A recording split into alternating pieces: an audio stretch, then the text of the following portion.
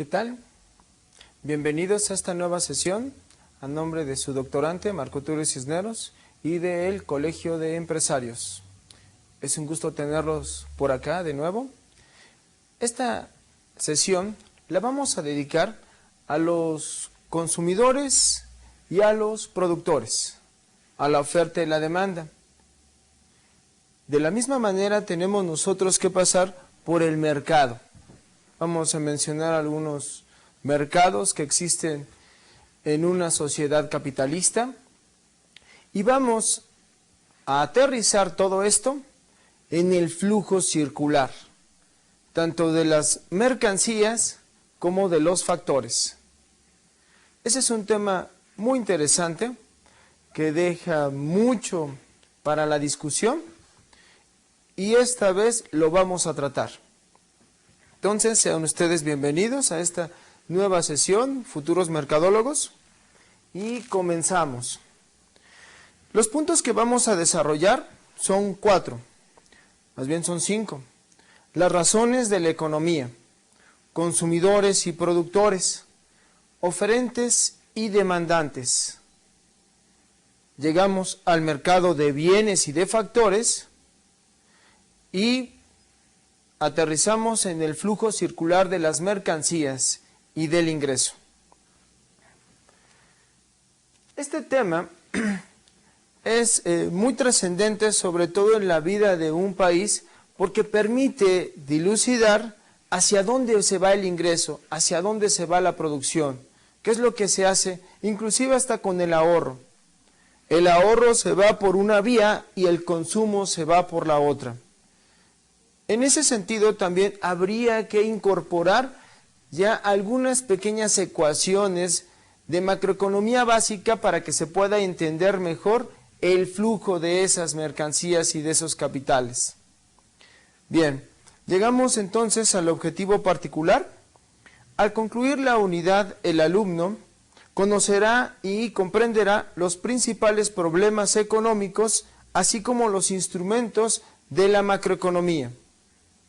Como objetivos específicos tenemos que al finalizar la sesión, el alumno analizará y distinguirá las funciones de los consumidores y productores, el papel de los oferentes y demandantes y el flujo circular del producto y del ingreso. Y en ese sentido, para ustedes, ¿quién sería más importante? ¿Los oferentes o los demandantes?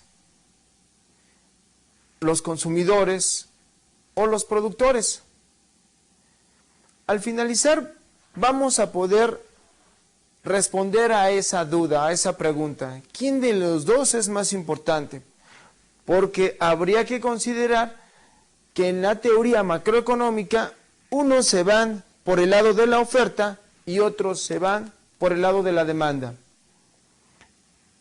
La teoría neoliberal favorece a la oferta. La teoría keynesiana favorece a la demanda. ¿Cuál es más importante?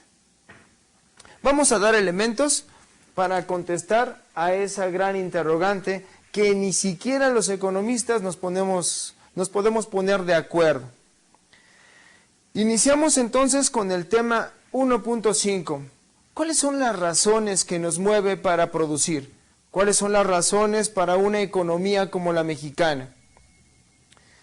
La ciencia económica se fue desarrollando con base justamente a las fuerzas productivas. La evolución de ellas nos permitieron poder solventar nuestras necesidades e ir un poco más allá. Pero a pesar de ello, también ahí quedan algunas incógnitas que debemos de resolver. En la época de los griegos, ellos no tenían fuerzas productivas trascendentes y sin embargo desarrollaron su intelecto a tal grado que todavía esas ideas las seguimos utilizando. El método aristotélico viene de Aristóteles, el método dialéctico viene justamente de Sócrates y de Platón. Los dos métodos fundamentales de la economía se dan con los griegos. Luego entonces, ¿dónde quedan las fuerzas productivas que mencionaba Carlos Marx. ¿Dónde está ese adelanto de las sociedades? ¿Acaso será que necesitaban una computadora aquellos grandes sabios como Aristóteles, Sócrates y Platón para poder desarrollar su intelecto? ¿O será que nada más necesitaban la contemplación reflexiva y filosófica de la vida? Algo así como nociones de crítica, nociones de cientificidad avanzada. Como no es tema directa de nuestro temario, de nuestra materia, solamente ahí les voy a dejar ese comentario. Y vamos a continuar con las razones de la economía. Iniciamos con la época primitiva. En la época primitiva no existía la economía. Y la pregunta sería, ¿por qué no existía la economía? Si de todas maneras teníamos nosotros en aquel entonces necesidades que solventar. A pesar de ello, no lo llevábamos con rigurosidad. Por una razón, había abundancia, obviamente, de bienes, abundancia de espacio, por lo que el hombre primitivo no tenía, en ese caso, no tenía por qué llevar tan rigurosa la producción. Es hasta la época del esclavismo en donde nosotros empezamos a llevar un registro. Ese registro se lleva desde la época de los mesopotámicos, desde la época de los egipcios. Pero ya es otro modo de producción.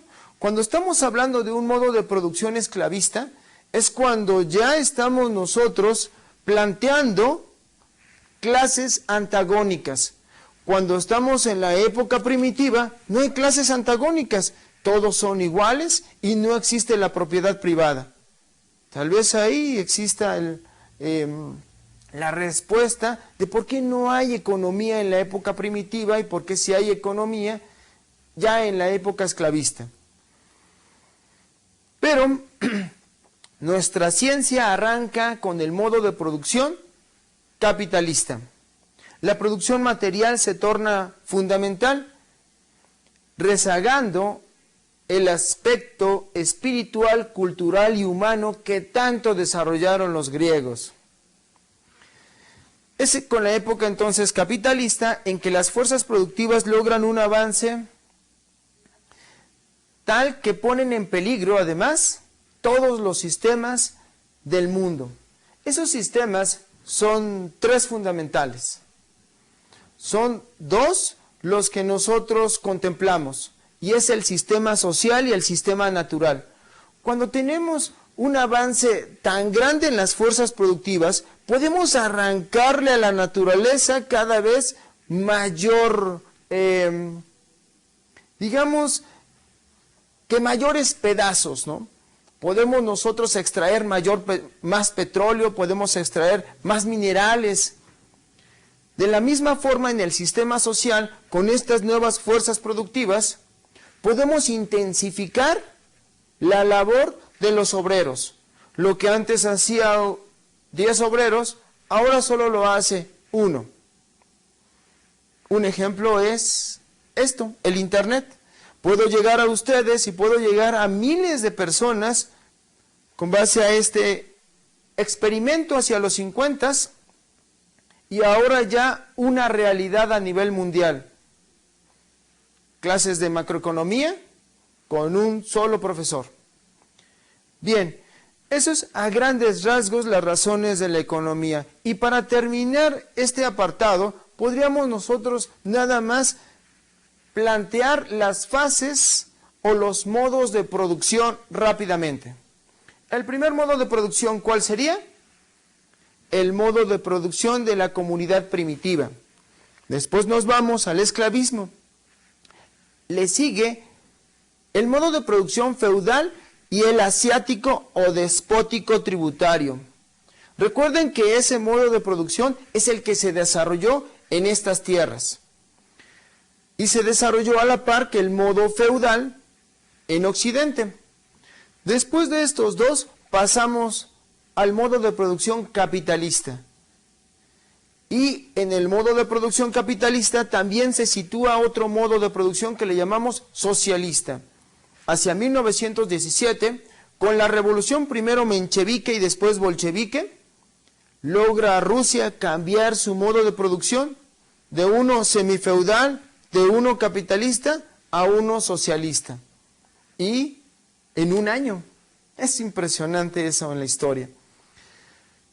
De forma teórica ya nada más tenemos el modo de producción comunista. Como no es tema tampoco de nuestra materia, solamente se los menciono. Esos son los modos de producción. Pasando a la siguiente situación, dentro de las razones de la economía, podemos también nosotros ver que hay consecuencias de nuestras acciones. Esas consecuencias tienen que ver con nuestro comportamiento, tienen que ver con la ética y la moral. No es solamente producir por producir, porque eso lo hemos hecho desde hace miles de años. Desde que el hombre dejó el modo de producción comunista, hemos llevado a cabo una situación irracional de producción por producción. Por eso es que en las últimas décadas, algunos grandes estudiosos o premios Nobel de Economía han estudiado esa parte.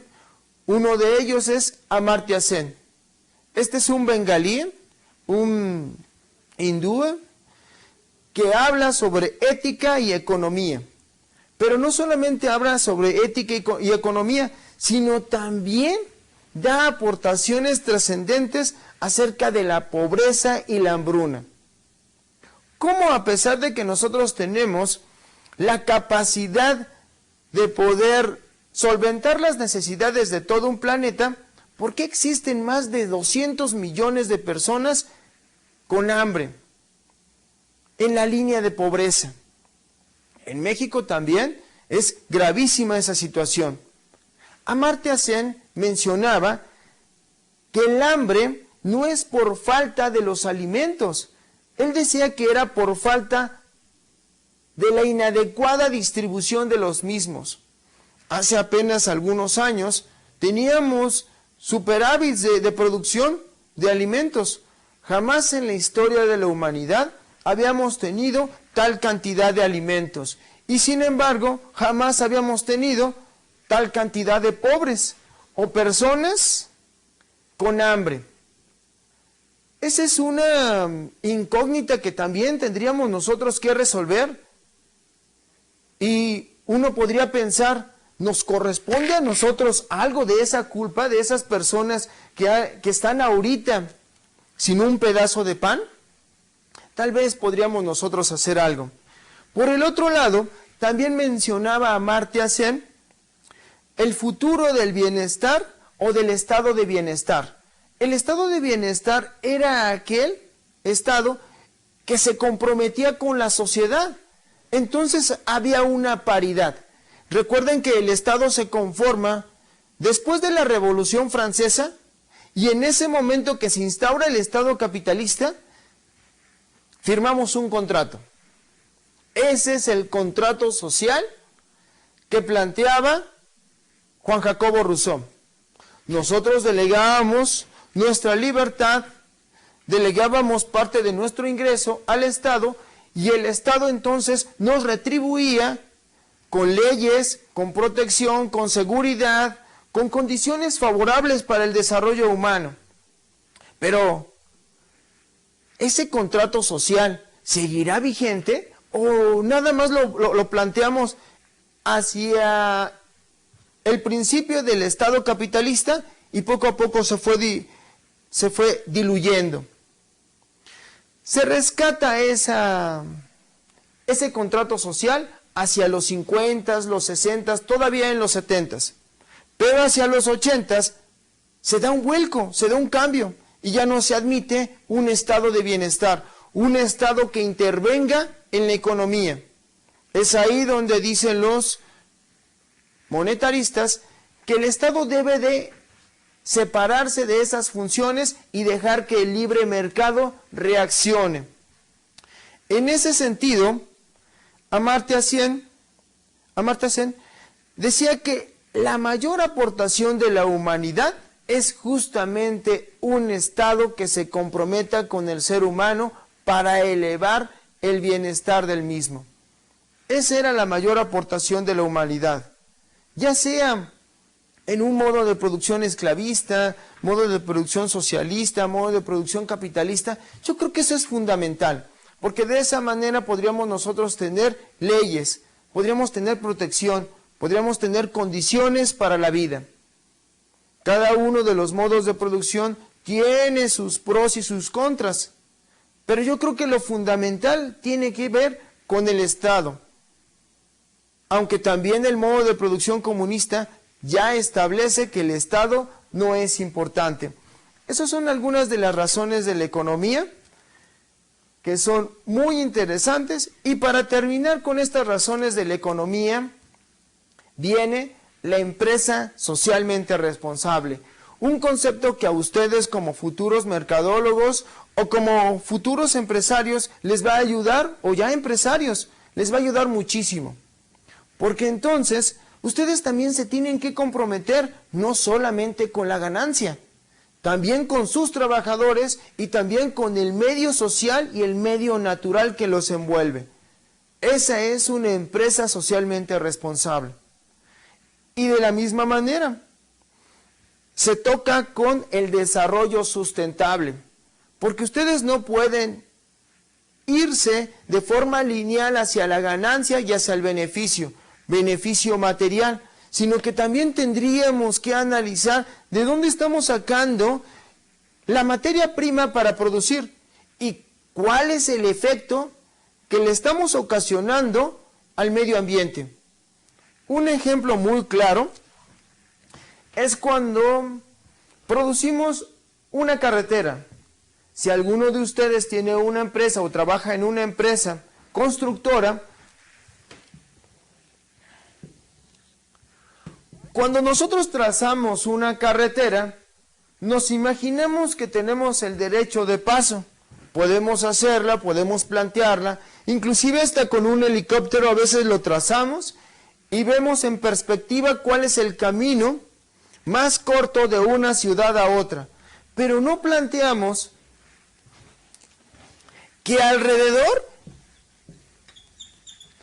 hay hábitats, hay animales y plantas. Simplemente la trazamos, la acordonamos y el ecosistema ha quedado semidestruido. ¿Realmente tenemos derecho a destruir este planeta? Lo hemos hecho y lo seguiremos haciendo permanentemente. Eso también tiene que ver con el desarrollo sustentable. Tenemos la capacidad como para poner puentes en vez de carreteras por debajo. Esa sería otra cuestión que tenemos que resolver, porque ya casi no hay ecosistemas que podríamos nosotros decir vírgenes.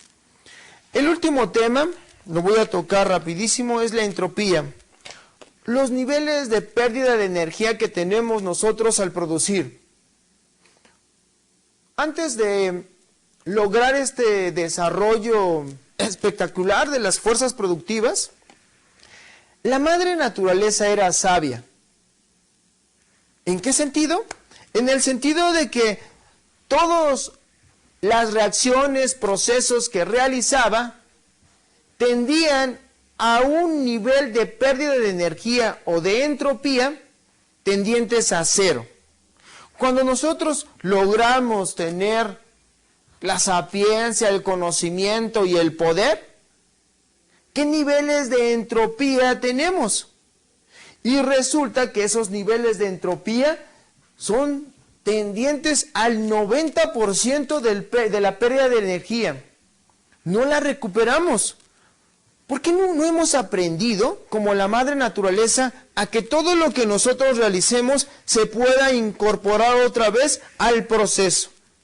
Nosotros como economistas estamos obsesionados con el equilibrio. ¿Y por qué no lo hacemos en ese sentido? Porque nada más producimos la energía eléctrica y no reintegramos esa electricidad, esa energía al proceso. Esa también es una pregunta que tenemos que resolver como humanidad completa. no quiero yo acusar a nadie, pero ya es tiempo de pensar en ello. Es un término utilizado ya desde los 80s, niveles de entropía, y además fue descubierto este término de entropía por la física, ni siquiera por la economía, pero nosotros también la utilizamos términos de la física, química, biología. Bueno, continuemos. El tema 1.6 son consumidores y productores. Primero la ética, primero la forma de actuar y ahora sí, llegamos a los consumidores y productores. Se nos ha olvidado esa parte humana en nuestras acciones, por eso lo incluí. Y ahora que llegamos a los consumidores, lo podemos definir como todas aquellas personas que demandan un bien o servicio en primera instancia, ya sean borradores, ya sea un vaso de agua, ya sean libros, pero en segunda instancia podemos nosotros decir que también demandamos otros productos.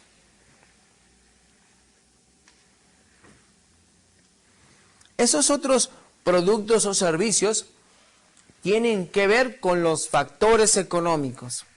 Luego entonces, por un lado, demandamos bienes y servicios y por el otro, factores productivos. Entonces, los consumidores no son otra cosa más que las familias y las empresas. Consumidores, los dos. Bueno, enseguida viene el escenario económico, en donde ninguno de los dos puede prevalecer. Ni los consumidores, ni los productores, porque los dos consumen. Las familias y las empresas consumen los dos. Luego entonces, otra manera de definir a consumidores y productores es precisamente esa. Familias y empresas. Y las dos interactúan en el mercado de bienes y en el mercado de factores. Esto lo vamos a poder ver con mayor claridad cuando veamos el flujo circular, en donde vamos a poner de un lado a las empresas, vamos a poner del otro lado a las familias, y solamente nos faltaría otro elemento, que le llamamos nosotros el Estado. El Estado también interviene en el mercado para completar los tres agentes principales que mueven la economía, que son parte del mercado. Entonces, hagamos un pequeño ejercicio. Hagan una lista de bienes y servicios que consume su familia. Pueden ser 20. Y hagan una lista de los factores económicos que consume su empresa. Y a grandes rasgos evalúen cuál es el precio de uno y cuál es el precio de otro. No necesariamente en razón del precio puede estar la importancia. Aquí también habría que señalar que la importancia es igual.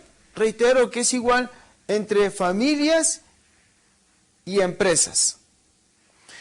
Realicémoslo rápidamente.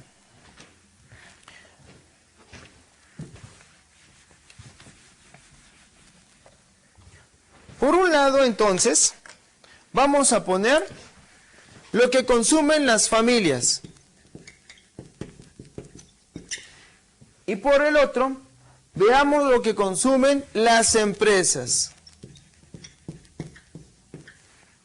En este ejercicio, podemos nosotros decir que las familias consumen, podemos decir que el principal insumo es el agua, ¿no? También puede ser ropa, puede ser alimentos como frutas, verduras, puede ser automóviles, celulares, pueden ser también diversión, etcétera. Cuando nosotros consumimos, podríamos también plantear qué porcentaje de lo que nosotros consumimos puede retribuirnos, o dicho de otra manera, hablando de nuestro ingreso, qué porcentaje lo destinamos al ahorro y qué porcentaje lo destinamos al consumo. Algo así como un planteamiento de ingreso igual a consumo más ahorro. También aquí podríamos nosotros plantear a partir de qué ingreso podríamos nosotros tener ya ahorro significativo.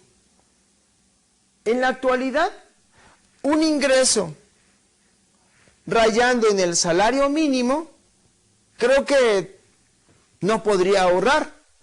Pero si nosotros aumentamos el ingreso, que será ya después de 5 salarios mínimos, podríamos nosotros incorporar ya X cantidad de ahorro, que siempre es necesario. Y de la misma manera, si nosotros tenemos o ganamos 7, 8 o 10 salarios mínimos, ya podríamos plantear un ahorro superior. Esto también es una buena cultura. Recuerden que los japoneses pudieron desarrollarse con base a un ahorro del 40% de su ingreso. 40 lo ahorraban y 60 lo consumían. O sea, si ustedes ganan 17,000, o sea, 10 salarios mínimos, podríamos plantear que consumen el 60%, que sería 1,700, sería 850, sería como 10,200. Y los 6,800 restantes se van al ahorro. Sería una situación difícil, ¿verdad? Lo hicieron y lo pudieron hacer los japoneses. De este lado, esos son el consumo de las familias. Las empresas que consumen, fundamentalmente consumen 3 cosas. El primero de ellos es capital. Además del capital, también consumen fuerza de trabajo. Y además consumen insumos. Aquí en los insumos podríamos nosotros agregar todo lo que ustedes se pueden imaginar. También consumen agua, consumen luz, consumen edificios, instalaciones, terrenos, etcétera, etcétera. Ahí nosotros podríamos plantear los 10. Ahora, ¿cuánto las familias gastan de este lado? Podríamos nosotros decir que el consumo de las familias puede establecerse en 10,000 pesos. Y podríamos nosotros hipotéticamente plantear que el consumo de las familias, de las empresas, es de alrededor de 100,000 pesos. Es más o menos así como podría plantear este ejercicio. Continuando, el tema 1.7 ya son oferentes y demandantes. No es otra cosa más que consumidores y productores, pero ahora le vamos a llamar bajo un tecnicismo de oferentes y demandantes. Empezamos por la demanda. La demanda es la cantidad de bienes que las familias o empresas consumen, de bienes, servicios y factores. La demanda depende del ingreso, del precio, del gasto, niveles de gasto, precio de los bienes complementarios y precio de los bienes sustitutos. Esa es la demanda individual, porque tenemos 2. En macroeconomía no trabajamos con la demanda individual, trabajamos con la demanda agregada. Y para la demanda agregada, que es una D mayúscula y una A mayúscula, DA, la demanda agregada está en función, lo vamos a poner arriba,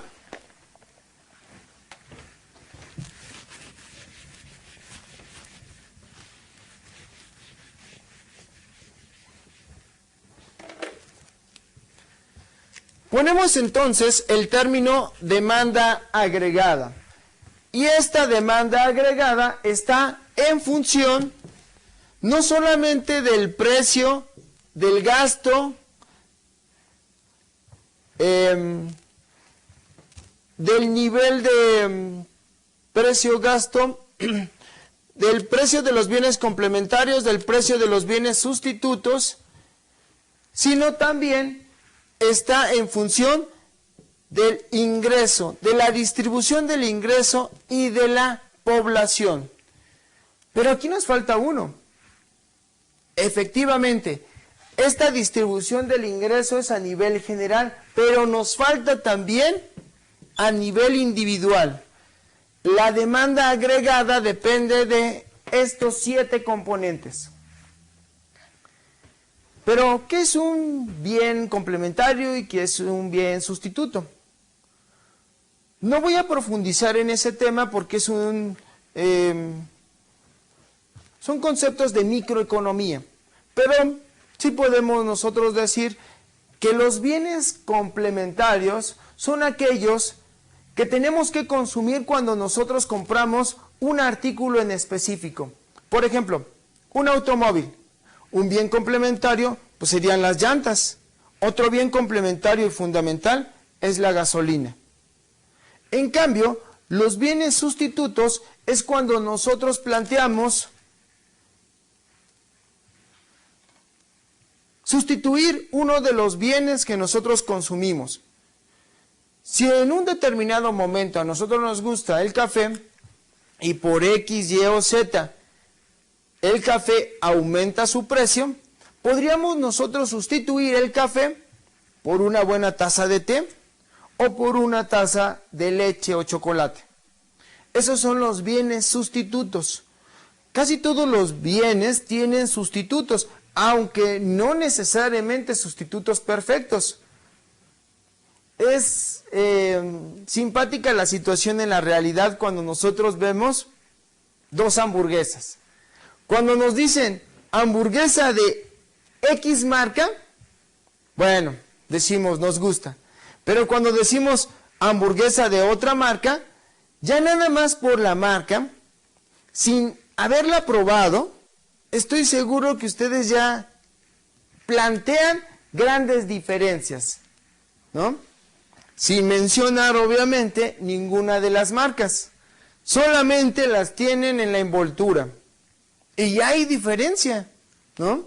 ¿Esos son bienes sustitutos? Pues se podría decir que sí son bienes sustitutos, pero imperfectos. Porque al interior se supone que son diferentes. Continuemos. Aquí dentro de los oferentes y demandantes ya empezamos a plantear nuestras primeras fórmulas. Una de ellas es cuando tenemos una economía cerrada. En una economía cerrada podríamos nosotros decir que la producción o el ingreso es igual al consumo más la inversión más el gasto gubernamental. Cuando nosotros planteamos una economía abierta, esta economía abierta ya incluye ese mercado exterior, ese sector externo. Y para poderlo nosotros cuantificar, le llamamos exportaciones e importaciones, por lo que nuestra fórmula quedaría como consumo más ahorro. Aquí tendríamos nosotros que aclarar que el ahorro lo planteamos como igual a la inversión. Ese es un salto mortal que muchos de los economistas no estamos de acuerdo, pero así está dado en los libros. Luego entonces, el consumo más la inversión, más el gasto gubernamental, más las exportaciones, menos las importaciones. Es así como quedaría el modelo ya más extendido en una economía abierta. Continuemos entonces. Hablando de la oferta agregada, ya en la oferta agregada es la cantidad de bienes y servicios que una empresa puede ofrecer a la sociedad. Esos bienes y servicios podríamos nosotros plantear que con gusto los consumidores los podríamos nosotros absorber si fueran más baratos, ¿no? ¿Se imaginan que todas las empresas pudieran trabajar para disminuir los costos y poder ofrecernos más de su producto? Podríamos nosotros elevar el bienestar de toda la sociedad en su conjunto. Sin embargo, la oferta no siempre es plana. Si nosotros tuviéramos una oferta plana, quiere decir entonces que en nuestro modelo básico de precio y cantidad, una oferta plana implicaría aumentar la producción sin alterar el precio. Ese es, digamos que, el país ideal. Seguir ofreciéndonos más y más y más productos sin alterar el precio. Y también podríamos nosotros decir que ese sería un buen empresario. Nos sigue dando más de su producto, encargándose de que los costos permanezcan, para que también su ganancia aumente, ya no en proporción a la venta de unos cuantos, sino en la proporción de que a pesar de que gane poco con un producto, va a incrementar su ganancia por la cantidad de productos que vende en el mercado. Y aquí lo tenemos. Si es la cantidad total de bienes y servicios que las empresas están dispuestas a vender a un determinado nivel de precios en una economía, nosotros podríamos plantear que la oferta keynesiana es plana. Así lo plantea Keynes. Pero ese es el corto plazo. En el largo plazo se plantea una curva de oferta parada. ¿Qué significa una curva de oferta parada?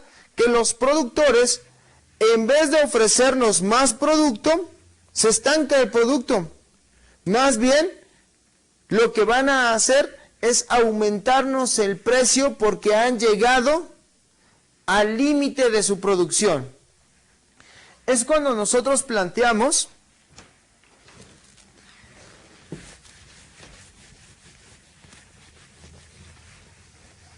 la economía plena. ¿Se imaginan ustedes que la economía mexicana, ya saben, de este lado vamos a tener de ahora en adelante el precio y de este otro lado la cantidad? ¿Se imaginan que en determinado momento todos los recursos humanos, materiales y de capital de este país pudiéramos nosotros trabajarlos? Entonces, la curva de oferta sería esta. ¿Por qué sería así la curva de oferta? Porque estamos al límite de nuestra producción, ya no hay más. Pero la realidad es muy diferente. Este país no utiliza toda la fuerza de trabajo, tampoco utiliza todos los recursos y potencial de bienes naturales y de capital que pudiera utilizar, ¿no? Y eso implicaría que aumentaría en gran porcentaje su producción. Luego entonces, esta curva de oferta no es para la economía mexicana, sería para una economía ya muy avanzada, una economía en donde la eficiencia de la producción a nivel nacional fuera muy grande, porque está utilizando todos sus recursos y a toda su capacidad. Aquí sí podríamos nosotros decir que se puede justificar que si en determinado momento nosotros quisiéramos mayor cantidad, presionaríamos nada más a la empresa aumentando solamente el precio de la misma, de su bien o servicio, porque se escasearía demasiado. Aquí sí podríamos nosotros justificar el aumento de precios, pero la economía mexicana no está así. Yo consideraría que la economía mexicana podría ser como la keynesiana, una curva de oferta keynesiana en donde nos queda mucho por recorrer para lograr el pleno empleo, la plena capacidad de producción de este país. Continuemos entonces, ya rápidamente. Vamos a concluir este apartado con las curvas de oferta y demanda. Ahí nada más habíamos establecido la oferta. Ahora vamos a poner la demanda. ¿Cuáles son las curvas clásicas de oferta y demanda que tenemos en el mercado?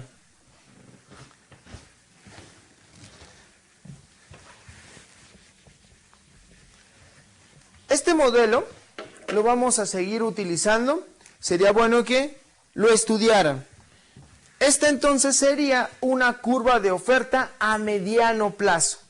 Y a mediano plazo entonces estaría entre la curva monetarista o neoclásica y la curva keynesiana. Así sería. Mientras que la curva de demanda es de este tipo. Y ahí podríamos nosotros dilucidar las leyes de la oferta y la demanda. ¿Qué dice la ley de la oferta? Establece que a mayor precio del producto, nosotros podríamos ofrecer mayor cantidad del mismo. O, en su defecto, que si el precio se reduce, también podríamos nosotros reducir la cantidad de bienes y servicios que podemos darle a la sociedad. Esa es la ley de la oferta. La ley de la demanda, como ustedes pueden observar, es contraria. Tiene una pendiente negativa. Eso quiere decir entonces que hay una relación inversa entre precio y cantidad. Cuando nosotros aumentamos el precio de las mercancías, se reduce la demanda de las mismas. Pero si las mercancías bajan de precio, podemos nosotros demandar gigantescas cantidades. Aquí, en este momento, podríamos pensar que si nos redujeran el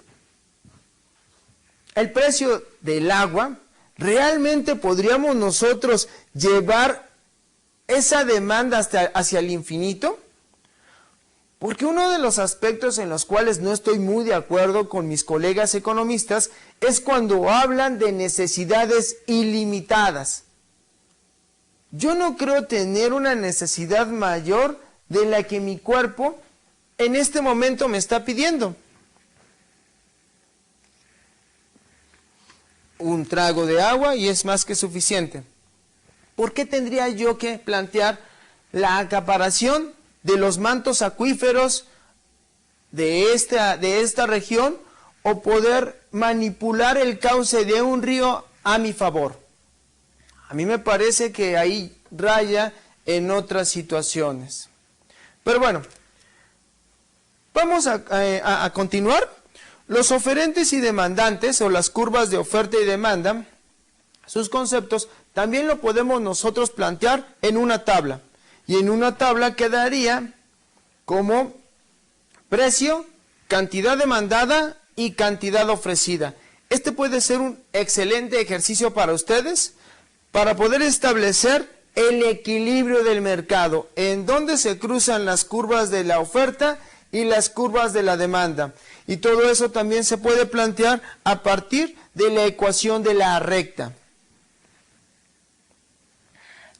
Y llegamos entonces al mercado de bienes y factores.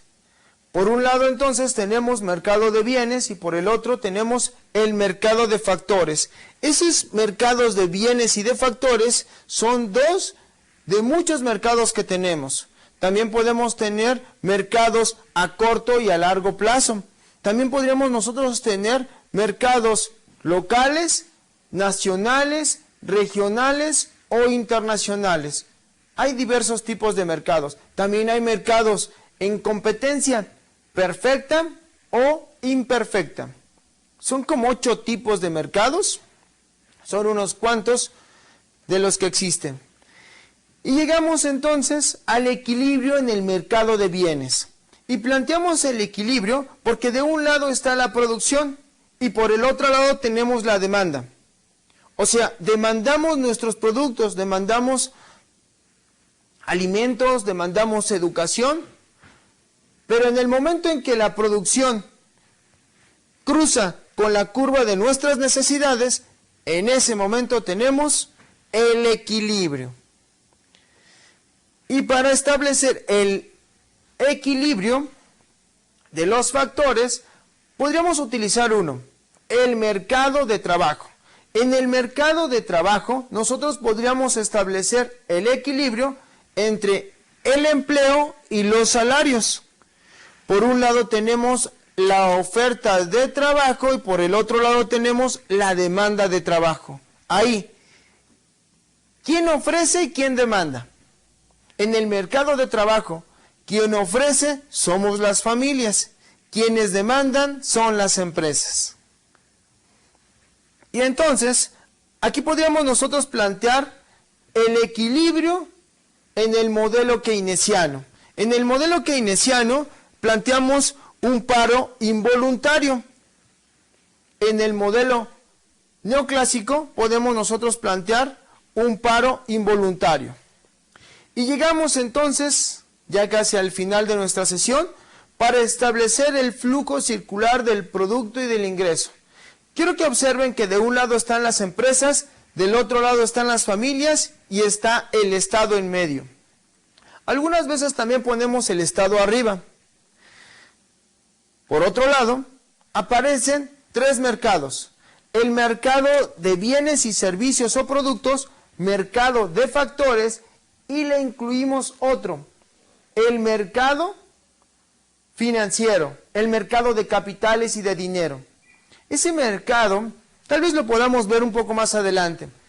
Lo que sí vamos a continuar estudiando es este flujo circular del producto y del ingreso en nuestra próxima sesión.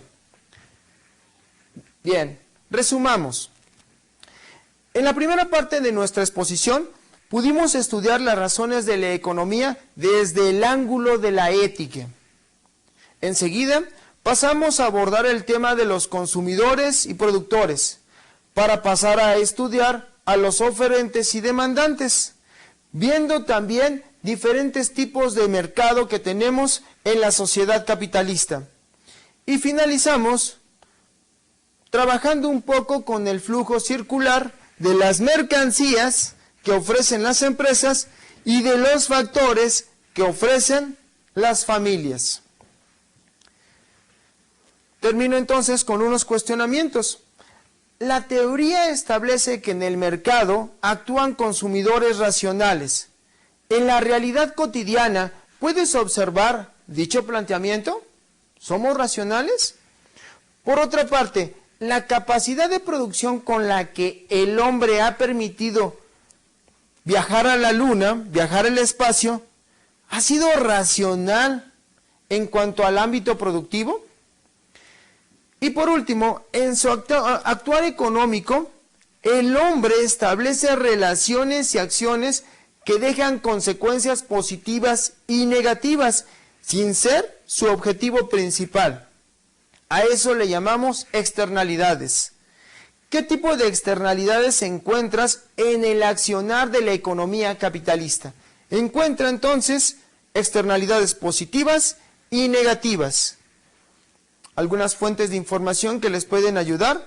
Uno de ellos es Amartya Sen, Premio Nobel de Economía del 98, catedrático de Economía y Ética de la Universidad de Harvard, y retomé una conferencia pronunciada en esa universidad en el Círculo de Economía de Barcelona.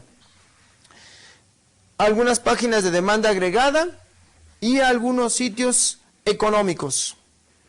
Y bueno, con esto terminamos nuestra tercera sesión. Espero que les sirva de mucha ayuda para sus estudios y nos vemos en la próxima sesión.